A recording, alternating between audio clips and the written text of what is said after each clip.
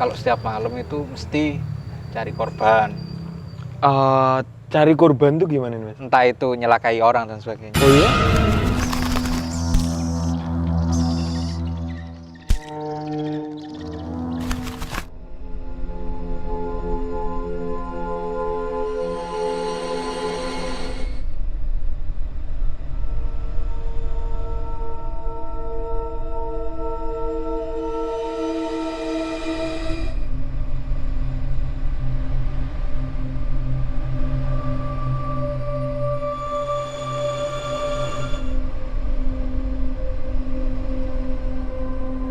Beribu kisah-kisah horor, berjuta-juta, fenomena-fenomena misterius, dan juga berjuta miliarder ratusan dolar Amerika, kisah-kisah yang akan saya ungkap.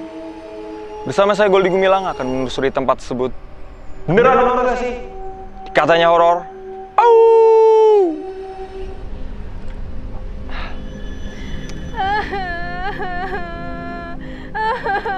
Sampean teko Mas, sampean ngelarani aku, sampean ninggalin aku tak bunuh diri ay.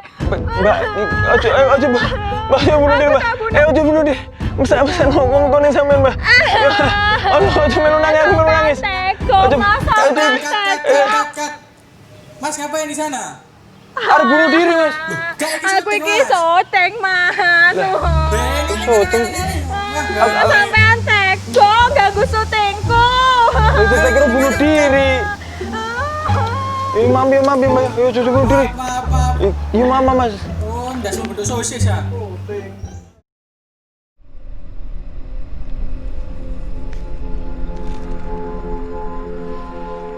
Selamat berjumpa lagi bersama saya Goldi Gumilang. Dan kali ini saya berada di Institut Teknologi 10 November Surabaya. Nah, saya di sini akan menelusuri kejadian dan kabar-kabar burung tentang kisah-kisah horor di sini.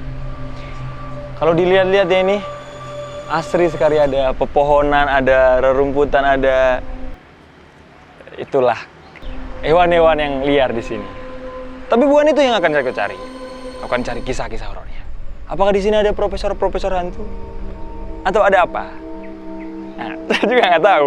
Tetap saksikan aja di Katanya Horor. Au. Hop.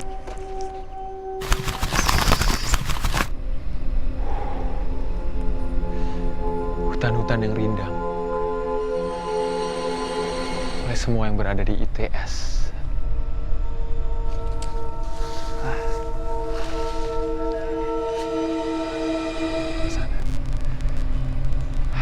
Adalah sungai, adalah semuanya ini tentang kehutanan. Sejuk sekali kampus ini ya. Semuanya nyamuk-nyamuk, adalah hewan-hewan semuanya. Jaring-jaring laba-laba. Es.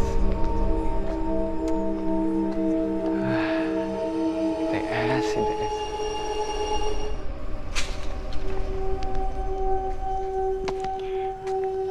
Selamat sore. Ya. Selamat sore Mas. Oke.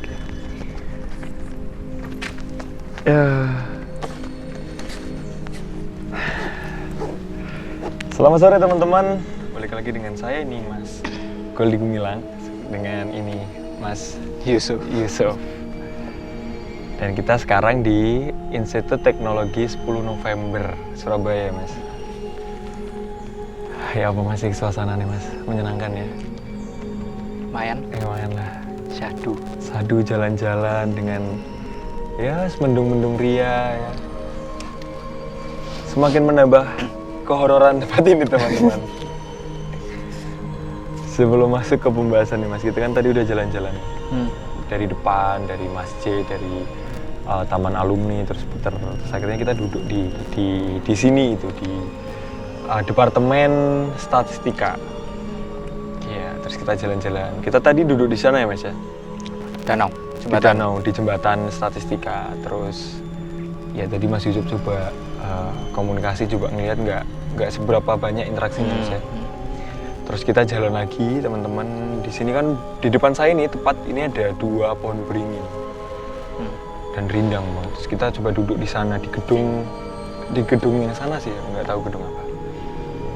Terus kita coba ngeliat Mas ya, Mas Yusuf terutama. Kalau dari sepenglihatan Mas tadi, sosok-sosok apa aja sih Mas yang menghuni tempat ini dulu? Kalau wilayah sini ya, kalau lingkungan sini sih rata-rata cewek yang ada di sini. Rata-rata cewek. Yang selain itu mungkin juga kurang itu ya, mereka maksudnya belum waktunya buat memperlihatkan interaksi gitu. Karena jadi rata-rata yang interaksi tadi ya cewek-cewek. Tapi suasananya sebenarnya nggak mendukung kecewean banget ya Mas ya. Cewek kan seneng sing cerah. Oh gitu. Seneng warna-warna, ini kegelapan loh. Mendukung cowok ya. Gitu. Sing rusuh, sing anu. Tapi dari cewek-cewek tadi Mas, ada sosok yang penasaran sih sampai cewek ini. Ada nggak sih Mas? Ada sih yang di pohon beringin tadi kan. Sosok apa itu Mas? Bisa digambarkan apa sih bentuknya? Kalau tadi waktu interaksi sih dia ngeliatinnya wujud setengah manusia ini, terus kepalanya ini itu kayak buaya.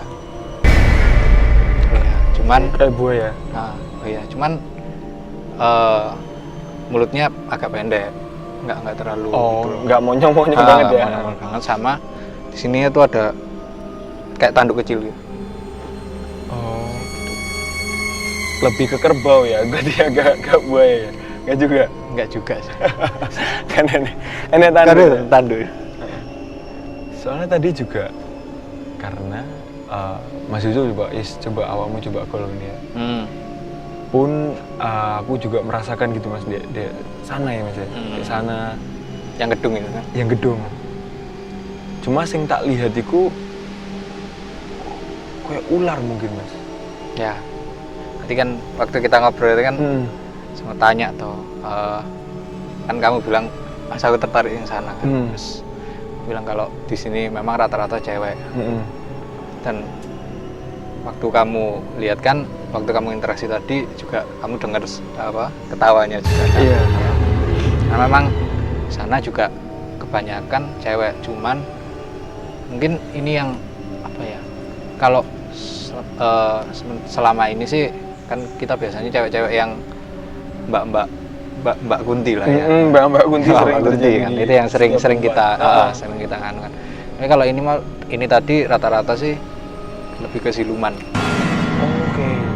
Jadi ya wujudnya gitu-gitulah. Tapi kalau siluman ini Mas, makhluk yang kayak setengah hewan, setengah manusia atau berwujud hewan itu bisa dibilang siluman atau ada spesifikasi lain?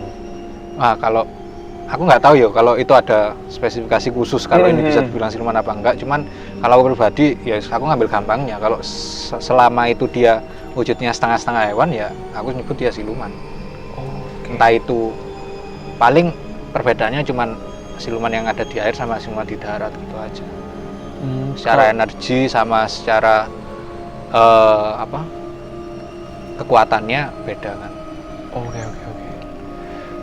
Karena di sini juga ya Mas ya. Kalau di sini bisa digolongkan siluman apa Mas?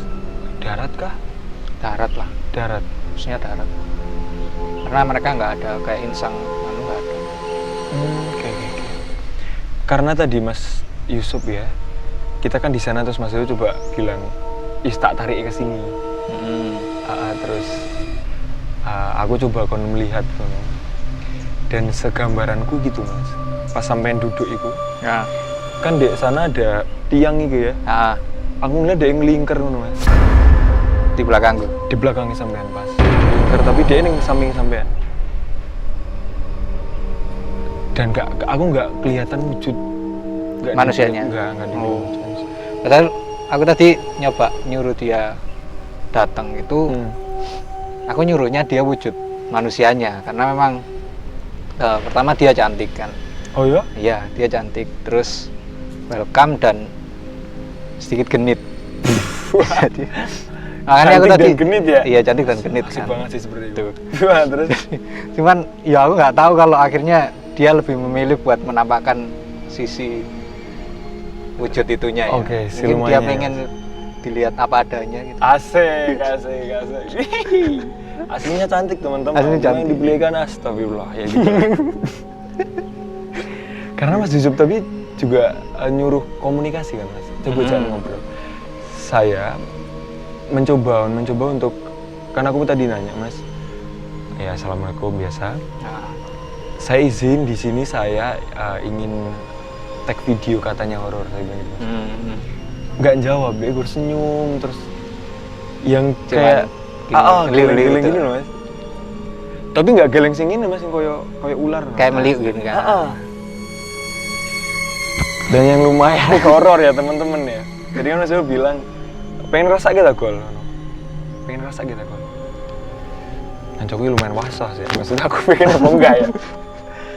Ya segala memberanikan diri, coba terus ya tangan gini. Dan suruh merasakan sampean, kalau nggak salah sampean gini ya Mas. Aku merem soalnya. Gini apa gak? Ya sebentar toh, terus habis itu kan cuman tak suruh ke tanganmu aja kan. Cuman dekatkan ke kamu, habis itu ya udah tak lepas. Dan sing tak rasakan ini yo gitu Mas. Dia ngelingker ngono Mas. Tangan. Ngelingker sing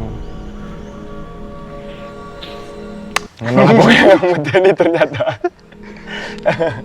Oke, sebelumnya kita akan lanjut teman-teman. Tapi sebelumnya kalian harus tahu nih kabar-kabar horor apa sih di Institut Teknologi 10 November dan juga faktanya tentang institut ini.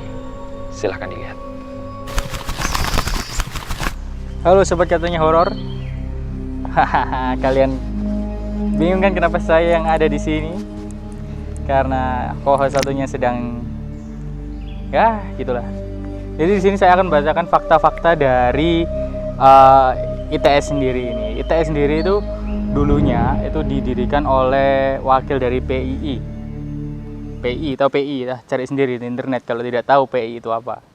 Dari Insinyur Sunjasmono kalau nggak salah namanya di tahun 1954. Kemudian kenapa dinamakan Institut Teknologi 10 November? Karena pada tanggal 10 November 1954 kalau nggak 55 kalau nggak salah ya, itu Soekarno yang meresmikan berdirinya institut ini dengan adanya Departemen Teknik Sipil dan Departemen Teknik Mesin. Kemudian di sini di ITS ini ada berbagai cerita-cerita horor yang dikemas oleh mahasiswa, oleh tim kami juga dikemas menjadi satu. Di antaranya ada di taman alumni. Di taman alumni di daerah depan itu, di bagian depan sana itu katanya memiliki energi negatif, energi yang aneh gitu, kata mahasiswa yang sering nongkrong malam di sana.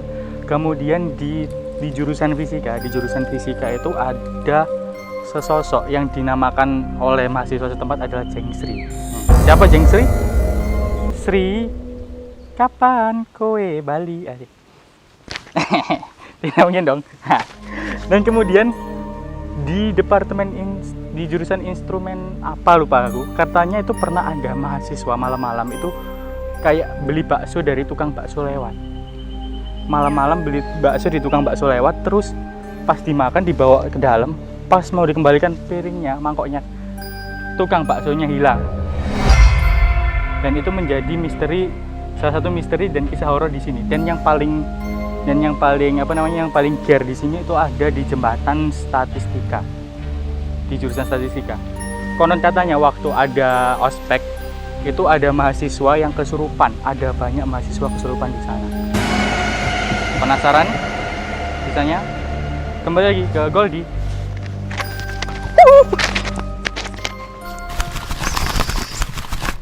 Nah, itu tadi fakta-fakta dan juga kabar-kabar burung tentang kisah-kisah horor di institut ini yang dibawakan oleh Reza. Kita lanjut ke Mas Yusuf ini, Mas ya. Oke. Tadi kan Reza bilang Mas ada salah satu kabar, terutama di departemen ini. Itu ada acara pengkaderan, Mas. Terus posisinya adalah ya kayak biasalah pengkaderan, ada sesi-sesi ospek kayak gitu. Di sebelah sini nih Mas, di jembatan ini atau di sini nih, ada beberapa mahasiswa yang akhirnya kesurupan. Ya kalau dari jumlahnya itu ada 5. Nah kira-kira sosok-sosok apa yang ganggu atau yang merasuki mungkin ya? Nah itu kalau masalah sosok apa, aku ya nggak tahu ya, karena kan nggak lihat kejadian Iya. langsung. Tapi mungkin juga ya yang di depan sini tadi. Nggak tahu. Itu acaranya malam memang. Kurang tahu. Kurang tahu kalau malam apa sih ini. Nah, mungkin yang depan sini tadi. Cuman kalau masalah alasannya pun ya bisa jadi karena mereka terganggu pertama.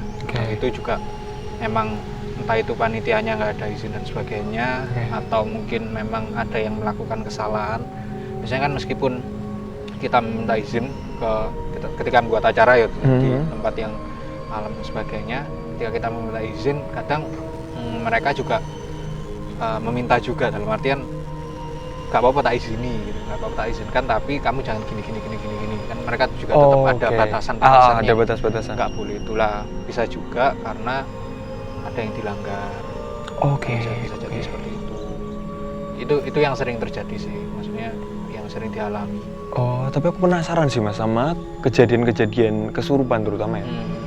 Itu memang semua makhluk halus atau makhluk gaib itu bisa merasuki tubuh manusia atau enggak? Enggak semua. Apa aja yang bisa maksudnya? Itu tergantung energinya mereka juga. Kalau mereka mampu buat, karena ketika mereka mau masuk ke tubuh manusia, mereka juga harus mengeluarkan energinya mereka kan. Gitu. Jadi ada beberapa makhluk yang ilmunya mereka dan energinya mereka tidak sampai ke situ gitu. Jadi nunggu, kalau nggak ditarik sama orang, ditarik terus dimasukin atau sebagainya. Kalau nggak gitu ya mereka nggak bakal bisa masuk. Ada yang kayak gitu. Ada yang dia bisa masuk terus nggak bisa keluar sendiri. Tuh ada yang gitu? Iya, karena memang energinya mereka terbatas sampai situ tok. Jadi dia bisa masuk tapi nggak bisa keluar sendiri. Ada yang memang udah tarafnya udah tinggi ya. Nah, energinya juga udah lumayan.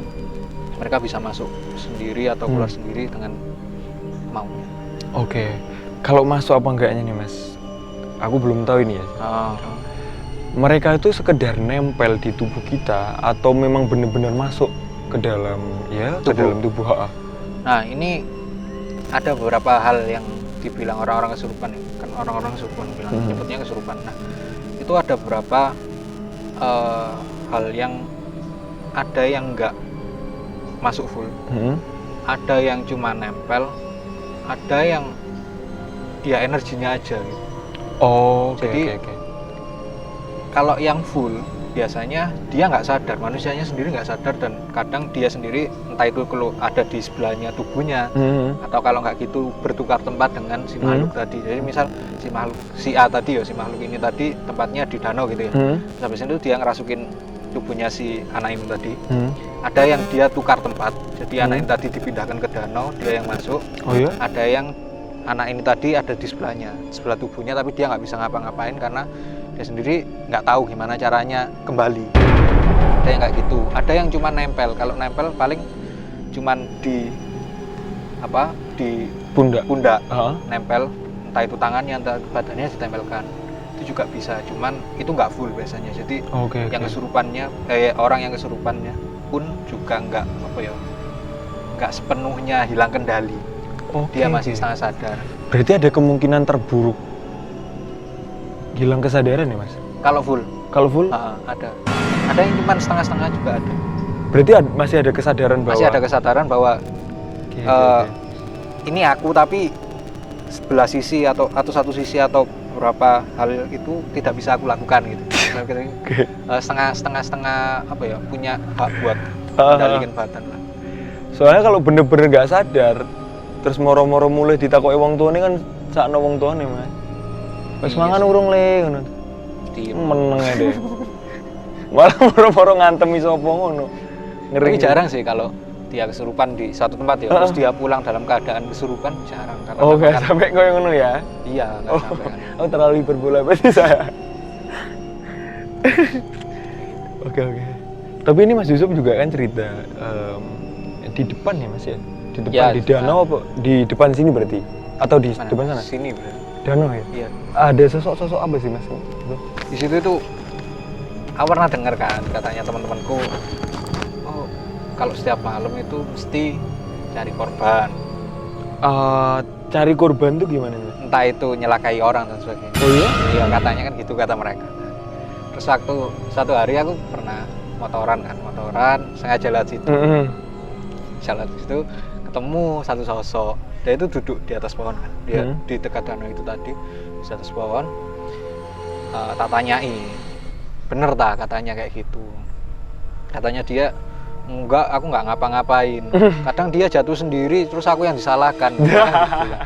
Terus Sering terjadi. sering terjadi kayak gitu. Cuman memang kadang ada yang mereka nggak niat nyelakai gini, maksudnya nggak langsung di sliding atau di enggak kan, tapi mungkin kayak manggil, terus habis itu sekelebat gitu, terus orang tadi nggak sengaja lihat, noleh, terus jatuh dan sebagainya. Oke. Kayak gitu ada. Tapi ada juga nggak sih Mas yang memang dia niatannya tuh mengganggu? Ada. Yang bener-bener Kalau aku mau bukan ganggu sih, karena memang mereka biasanya nyari mangsa. Itu ada. nyari mangsa. Memang cari mangsa. Biasanya mereka haus sama darah. Oh ya? Ada beberapa tempat yang memang kayak gitu. Tulung nango PMI tau lah. Naga darah. Banyak darah. Daripada kamu nakali wong kan. Bener. Oh nyeleding, kok kira kamu Cristiano Ronaldo nyeleding. Kan dia mesakno no Mas. Tapi sosok-sosok ini Mas, ada nggak sih mereka yang memang pure baik gitu Mas? Nah ini baikmu yang gimana? Contoh nih, saya ada kesusahan, koyo kehilangan kunci nggak tahu Pak. Terus dengan kesadaran dia Dia membantu. Ada. Oh ya? Ada. Sebenarnya mereka itu sama kok. Yang nggak tahu ya kalau ada yang beda ya. Karena menurutku mereka sama kayak kita. Karena ketika kita sendiri terbiasa sama mereka ya baik-baik aja dan kita ya nggak pernah ganggu, dalam artian ya biasa lah. Kamu ada ya wes tak biarkan gitu. Oke. Kadang mereka ada yang dengan sukarela bantu. Dari mereka misal kayak kita bingung cari apa barang gitu, terus mereka kadang bisiin entah itu ngasih tahu dan sebagainya. Ya nunjukin kalau barangnya di situ. Oke. Jadi teman-teman tolong berhenti menyalahkan setan ya Mas. Iya. Kowe lek males sih. Kaken setan hari ini. Sano setan kan. Salah apa-apa disalahkan aja. Sano setan ya. Dan ini Mas, dari kabar-kabar yang teman-teman udah kumpulin, ini ada yang hal menarik sih, tapi Apa? itu termasuk konyol sih. PA sih loh itu tadi. Gimana? Jadi ada satu kejadian Mas, ada tukang bakso malam-malam. Ada tukang bakso malam-malam, ya katakanlah jam 11 tuh lah. Ada salah satu mahasiswa yang beli kan, mungkin dia mangannya nggak di tempat, mungkin dibawa ke sekret atau kemana. Pas mau balikin itu mangkok, pedagang baksonya hilang. Terus dia bilang bahwa itu adalah tukang bakso setan. Kan banyak kemungkinan ya Mas ya? Banyak kemungkinan kan? Kemungkinannya ya dia kelamaan makannya. Kita kelamaan makannya bisa. Yang kedua, tukang baksonya mikir kalau dia juga setan. Dah, kan iso malah susun kabeh. Ketiga, dia juga lupa kalau piringnya dibawa sama. Bisa juga. Bisa juga, ini pembelinya tuh sekalian beli sama mangkoknya Mas. Oh gitu. Terus dia kelupaan Sekalian. kan. Apa sih sama mangkoknya? Malah dibalik ya, bener kan nggak ono. Dari setan kok. Oke, itu tadi teman-teman penelusuran saya dengan Mas Yusuf di Institut 10 November Surabaya Mas ya. Institut Teknologi. Sebelumnya terima kasih banyak Mas sudah mau Siap. direpoti teman-teman ini ya. Dan ya itu tadi teman-teman udah serasa kita masuk ke episode ke-7 dan besok juga kita akan ke episode 8. Jadi teman-teman yang pengen support channel ini ya silahkan ditonton ya. Kalaupun kalian berbaik hati ya ayo di-share ke teman-temannya Mas ya. Ya. Nah gitu. Nah teman-teman terima kasih banyak udah menonton episode kali ini di Institut Teknologi 10 November. Nantikan episode selanjutnya bersama teman-teman lainnya dan kisah-kisah horor lainnya. Terima kasih banyak. Terima kasih teman-teman yang sudah menonton video kali ini di episode 7 di Institut Teknologi 10 November Surabaya. Terima kasih sekali lagi atas antusiasmenya menonton ya. Saya berterima kasih dan jangan lupa salam aw-aw-aw untuk tempat-tempat horor yang kalian tuju. Terima kasih. Mas, sampean sik syuting ta? melu kok. Oke, syuting di mah. Lho sampean durung mari ta syuting. Mari, kono bunuh diri.